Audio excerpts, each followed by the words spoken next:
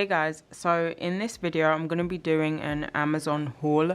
So I went a little bit crazy during the sales that they had. I don't even know when it was. I think it was sometime last week before. Either way, I got a whole bunch of stuff. Some things I will show are super old, and it's because I was supposed to get an Amazon haul out some time ago but just never did it. So you'll see a complete difference in background. I'm filming in a different place, so I hope that you can hear me, and let me hurry up and get started. But the first thing I got was this clear acrylic powder. I've heard good things about Model 1's clear, so I decided to get some. It's a 2-ounce container and I haven't tried it yet. I should have tried everything before I did this, but haven't tried it yet. I hope it's clear, as they say. The next thing I got were these reflective gel polishes. If you've seen this video, you've already seen some of these, but I needed a reflective silver, and one of them on their own was like $6.99, but this whole thing was, I believe, $6.99. So I decided to just get a couple of them instead of one. I haven't swatched these, so I'm just going to show you how they look. These are pretty see-through, so I had to put a black gel polish under this, then put this on top, but these are pretty good and the reflectiveness is amazing. This is like a blue, which what the is going on with that brush, but it's okay. I'm gonna have to fix that in my own time. This is a red, which would be great for the Christmas time.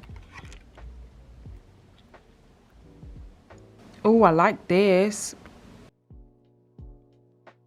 Oh, I like this. This kind of reminds me of a Fanta, something. An orange soda of some sort. Oops. I had just randomly stopped talking for some reason, but this is the silver reflective one. Unfortunately, it's out of focus, but these are how they all look with my phone's flash on it.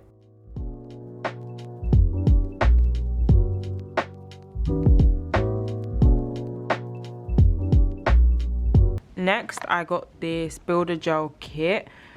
I honestly don't remember getting this, so I guess I'm gonna open this and it's gonna be a surprise. Oh, I do remember. So it's just one thing of clear Builder Gel. So this is another 2-ounce container. It feels really light though. What in the heck? There's a ghost up in here. I really wish my camera was focused over there. What the heck? Guys, I'm literally by myself and there's paranormal activities going on. I do not have time for that right now. I don't know why I opened this because I've made a bloody mess. Look at my... Anyways, yeah, I don't even know why I opened this because we all know what Builder Gel looks like. I had to come in and finish the rest of this as a voiceover because me trying to record what I have to say in real time just doesn't work. But the Builder Gel came with forms and a brush. Next, I have this Efile. So this company asked me if I wanted to try their file and I was like, yeah. Before you skip, I must say that this is a pretty good file. The best thing about this drill for me is the charging station, because I'm really bad with wires. I always misplace those mini USB cords that they give you. But with this, I'm not gonna lose this because it's a big piece of metal and it's pretty much always gonna stay on my nail table. As far as the design on the drill, it's a really pretty design. I will say the bluish purple that they had on the box, if they don't have that as a color yet, they need it because it's a really pretty color. So this is how the charging station looks. It's powered by USB. The charging station also has holes on the side so you can put your drill bits in it.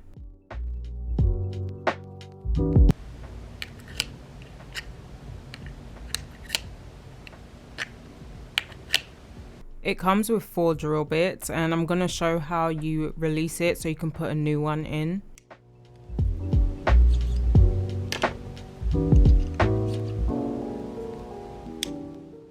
To turn it on, you hold the on-off button and you'll see the screen light up. It displays the RPM and the battery, which I really like.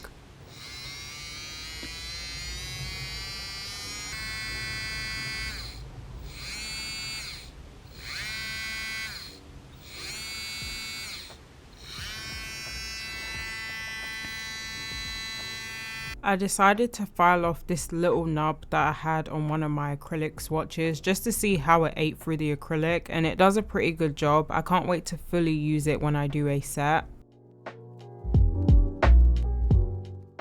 And the last thing I wanted to show is that when it's charging, it shows you the percentage. The next thing I got are these Model 1's color cubes. So I wasn't really excited to try these color palettes because I'm just like, I'd rather use gel polish, but the price of them at the time was too good to pass up, so I ended up just getting them. I got this palette here for $5 something and the next palette for like $7 or $8. I'm not quite sure. I don't know why this one was going for $5, but it's a thermal changing one, so I said I'm grabbing it. They were also kind of hard to open. Well, let me not say hard. I think the sticker was just on there too good and my grip was not the best.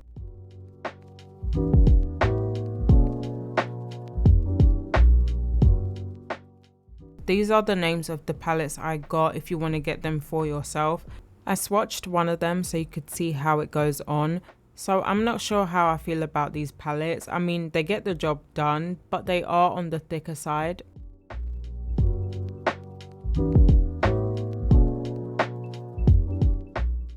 These are the colors in the Maple Leaf palette, so I think I might use them because they are such pretty colors. Next, I got this brush, and I believe this brush is used to clean up the smile line when doing a French, but I had seen this brush being used for polygel sculpting on Nene's Nail Nook and I Am Biscuit's channel, and I'm going to do the exact same. I haven't sculpted with polygel in a while and I figured I'd try it again, but using this brush just to see if it's any easier. I ordered the size 14 and on the other end of the brush is a dotting tool. I got myself this 12 pack of glow in the dark polishes, and I found this funny that they had to put a disclaimer that the polishes itself don't glow and it needs to be under some sort of UV light. I thought that was common sense, but apparently not.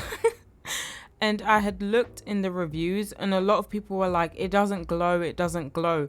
So I was out here thinking that maybe the glow on them is pretty dull and that's what they mean. And then I saw the disclaimer and was like, oh, I get it now. I also got this acrylic kit. I had seen this on Sondra's Sparkly Sets and she had won it as a giveaway, and there was too many things in here to not buy it. It's $15. I think that's the permanent price for it. I made a TikTok on it and it kind of blew up and everyone's been buying it and they haven't raised the price, which is a good thing. However, what isn't a good thing, and I'm low-key salty with this brand, is that they took my video on TikTok, removed my watermark, put it on IG, tagged me in it. Like, that kind of defeats the whole purpose of removing my watermark, but that's not really why I'm too salty. It's more like I have a feeling that they're going to share it out on other platforms where we don't follow each other and then just pass it off as their own, because if we're not following each other, chances are I'm not going to see it and I'm not going to say anything. But that is all I'm going to say for now. The acrylic kit though is pretty good. I will say the monomer, you can smell it outside of the box, which is not the best. Next, I got myself one of these. So these have a gajillion names, but I like to call it the content creator box. So it pretty much expands and turns into a tripod and a phone holder. And it's got two lights. So there's one on the back where my hand is and then one on the inside. It also comes with a remote. And it's a pretty cool device. I use this to film my vertical videos for TikTok and shorts and all that stuff. One thing about this that I hate though is that it's really hard to open. I don't keep mine closed just for that reason, and I closed it for this video to show you how to open it and I couldn't get it open. So I was off camera for about 20 minutes trying to open it. So if you get it and you find it hard to open, don't fully close it when you're done with it. Once it does open up, you lock the stand into place, then you can adjust how high you want it. Then you can put the phone in the holder. It was a tight squeeze for my phone, so if you have a big case, it's going to be hard, or you might just have to take off your case. But as you can see, they have so many different light modes.